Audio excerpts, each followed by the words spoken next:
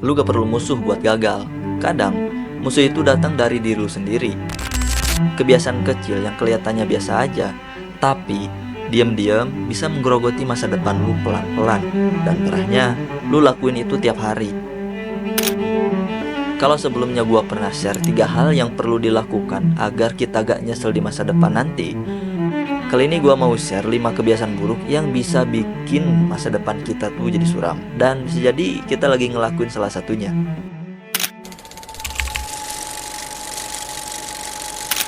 Dulu gua mikir main HP itu hiburan, bisa buat ngilangin stres.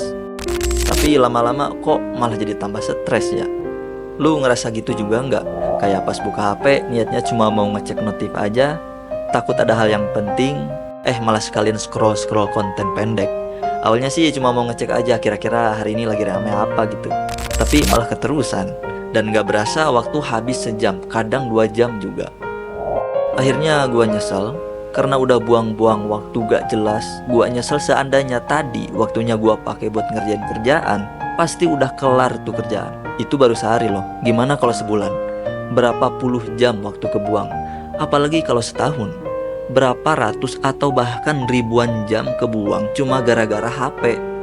Dan itu waktu yang harusnya bisa gua pakai buat ningkatin skill, nulis atau ngejar mimpi gua sendiri.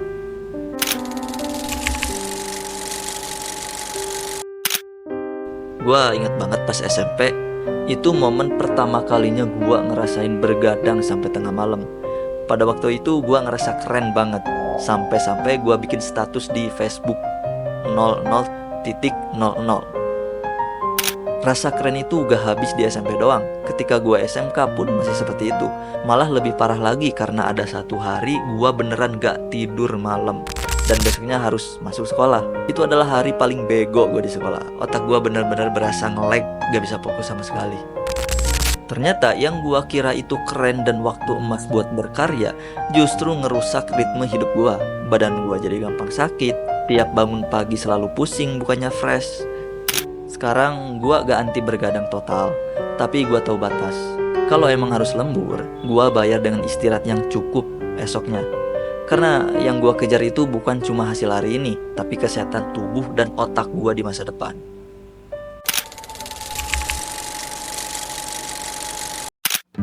Dulu gue kosong banget soal kesadaran akan nutrisi pada makanan. Yang penting enak dan kenyang aja. Gue ngerasa nyaman-nyaman aja menjalani hidup dengan normal. Gue ngerasa ngantuk pas siang hari itu karena emang badan gue lagi capek aja. Tapi kok tiap hari gitu. Nah ternyata masalahnya itu ada di kebiasaan makan siang gua, terutama junk food. Jadi beberapa penelitian mengatakan bahwa konsumsi makanan tinggi lemak dan gula seperti junk food itu bisa memicu rasa kantuk.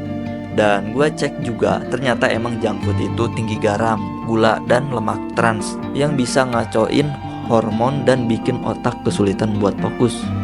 Sekarang gua punya kesadaran akan nutrisi makanan dan kesehatan tubuh. Di situ gue pelan-pelan berubah. Gue mulai kurang-kurangin yang namanya junk food. Ya walau gue harus akuin belum bisa 100% ninggalin junk food, karena gue juga masih suka makan enak. Tapi seenggaknya gue sadar yang gue makan itu gak baik. Jadinya agak bablas kayak dulu. Gue sekarang punya bare minimum. Pokoknya tiap hari harus ada makanan yang bergizi masuk. Karena dari makanan yang masuk bisa menentukan akan jadi manusia seperti apa gue di masa depan.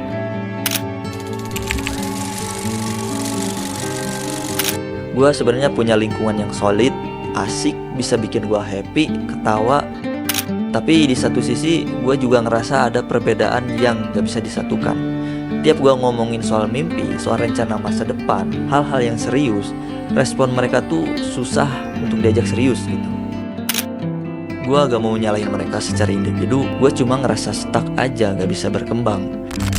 Akhirnya pelan-pelan gue mulai menjauh, fokus pada diri sendiri, karena yang bakal nanggung hidup gue ya cuma diri gue sendiri. Pada akhirnya gue harus terima kenyataan bahwa lingkungan yang salah akan membuat gue semakin ketarik mundur lebih jauh lagi. Gue pernah ngerasa hidup gue aman-aman aja, kerjaan cukup, penghasilan stabil, nggak ada cicilan atau hutang. Tapi entah kenapa gue bosen, karena rutinitasnya ya monoton. Tahun berganti, tapi pencapaian gua gitu-gitu aja. Memang pendapatan gua tuh stabil, tapi saking stabilnya jadi gak pernah berkembang gitu. Zona nyaman itu kayak pelukan hangat yang lama-lama berubah jadi jerat. Lo gak ngerasa kesakitan, tapi juga gak bisa kemana-mana. Sampai suatu ketika gua ngerasa kerjaan gua ini gak bakal selamanya ada. Akan ada masanya kerjaan gue ini hilang, entah kapanpun itu. Akhirnya gue memutuskan untuk keluar dari zona nyaman ini dan mulai mencari jati diri lagi dari nol. Gue gak tahu bakalan sukses kapan atau di mana, tapi yang pasti gue bakal kejar terus sampai dapet. Dan setelah dapet, gue pastiin untuk tidak kejebak dalam zona nyaman itu lagi.